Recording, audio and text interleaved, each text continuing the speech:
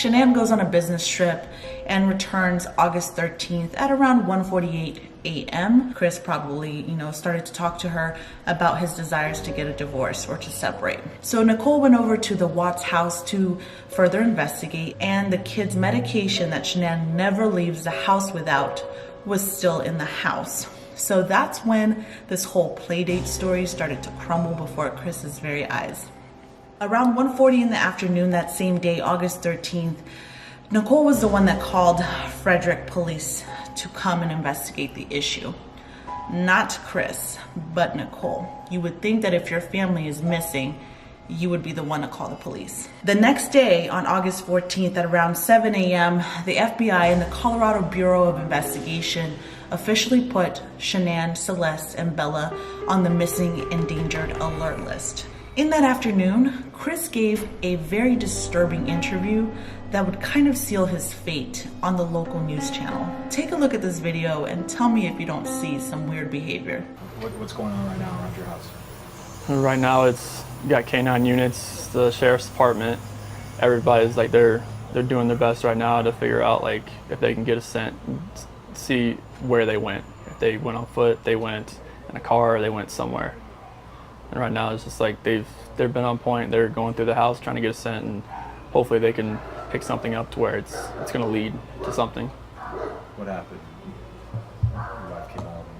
Tell me what's. She came home from the airport 2 a.m. and I left around 5:15. She was still here, and like about 12:10 in that afternoon, her friend Nicole showed up at the door. Like I had texted Shanann a few times that day, called her, say but she never got back to me. But she wasn't getting back to any of her people as well, and that's what really concerned a lot of people. Is like if she's not getting back to her, like if she doesn't get back to me, that's fine. Like she gets busy during the day, but she didn't get back to her people, which was very concerning. And Nicole called me when she was at the door, and that's when I came home.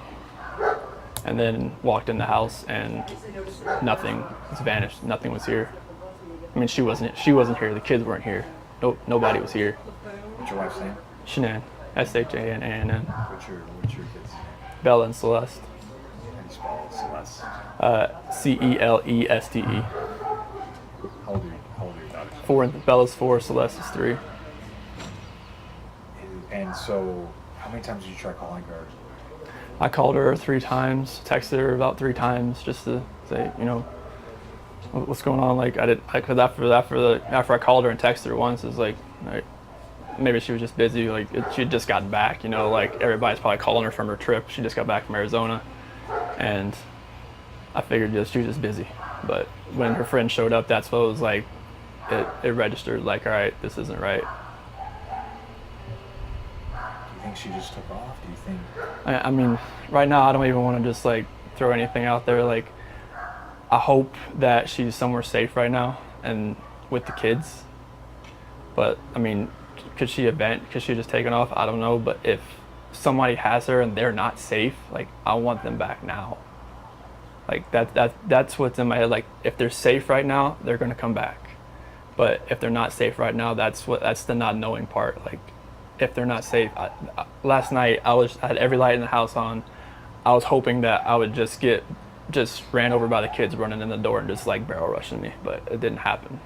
And it was just a traumatic night trying to be here. I'm gonna ask some kind of tough questions about your relationship with your kids. My kids are my life. I mean, those smiles light up my life. And just like, last night, like during when they usually eat dinner, it was just like I missed them. Like, I missed telling them, hey, you got to eat that, or you're not gonna get your dessert. Just like you're not gonna get your snack after. I missed that. Like I missed them. Cuddle up on their couches. They have like a Minnie Mouse couch and a Sophia couch that they cuddle up on and watch, Bubble Guppies or something. And it was just like, it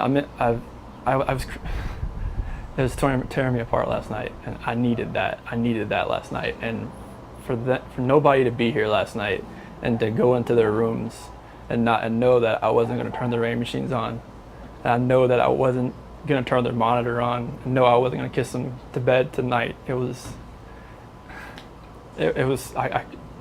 that's why last night was just horrible. I couldn't do it. I want everybody to just come home. Like wherever they're at, come home. That's what I want.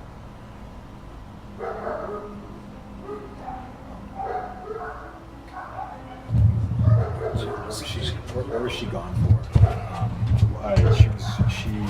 She was on. She came back Sunday. You said at 2 at night. Yeah, because her flight got delayed from Arizona because of like other storms around the nation. So she's supposed to get home at like 11. She got home at like 1:48. She got in bed about 2. What was she going for? Like family trip or what? It was a Thrive direct sales. It was a local event that was down there between a bunch of leaders in the company.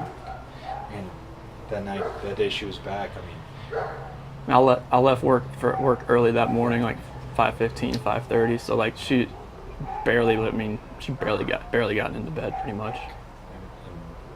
and this might be a tough question, but did you guys get into an argument before she left? It wasn't like an argument. We had an emotional conversation, but I'll leave it at that. But I just want them back. I just want them to come back. And if they're not safe right now, that's what's tearing me apart. Because if they are safe, they're coming back. But if they're not, this has got to stop. Like somebody has to come forward. You spoken to her family, like her parents? Yeah, they've been in constant contact, like every hour. I mean, everybody back in North Carolina and the East Coast.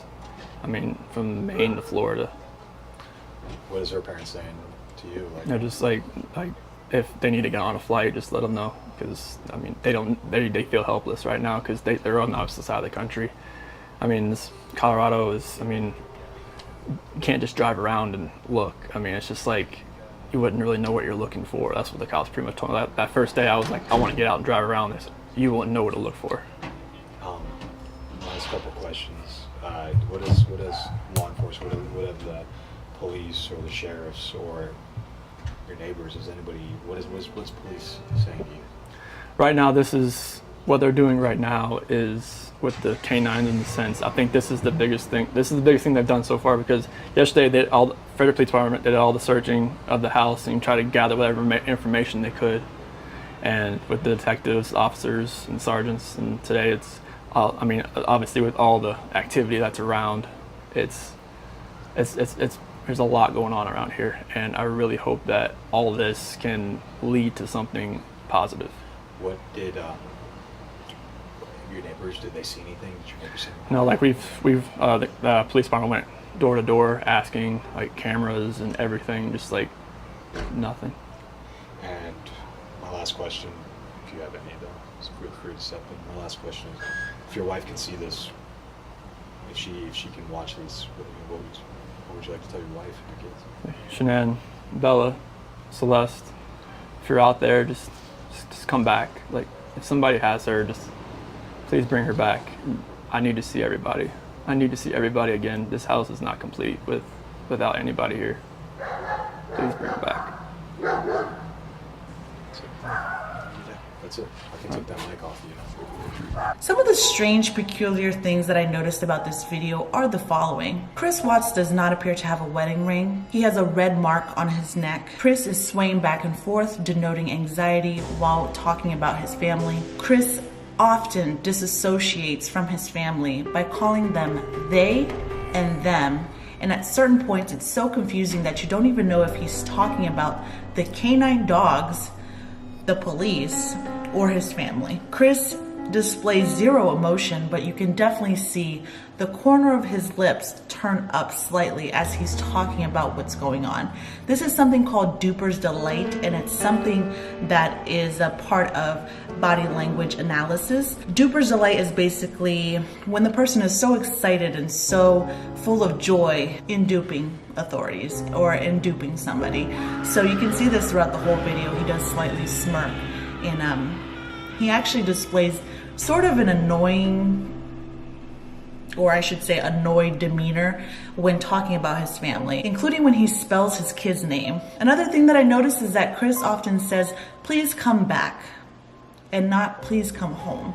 That was just a little bit weird for me, because when you talk about someone coming back from the dead, you say, please come back, or I wish they were back, as opposed to saying, I wish they were home if his family is just missing. When the reporter says, Chris, what would you like to say to your wife and kids if you could? What would you say to them? He does not speak to his wife and kids. He kind of glazes over them and then immediately says, if someone has you, please come back. Like, It just doesn't make any sense, you guys. And there's just a lot more in this behavior that's just really bizarre. At one point in the interview, he refers to Shanann's friends and family as her people. Chris also has his arms tightly wrapped around himself, which is a method of self-comfort. And he even laughs at one point, which I found really strange. It's bizarre, the behavior. So that same day, August 14th, at around 4:15 p.m., police used drones to kind of fly over Chris's old job site because they do have to take all sites into consideration.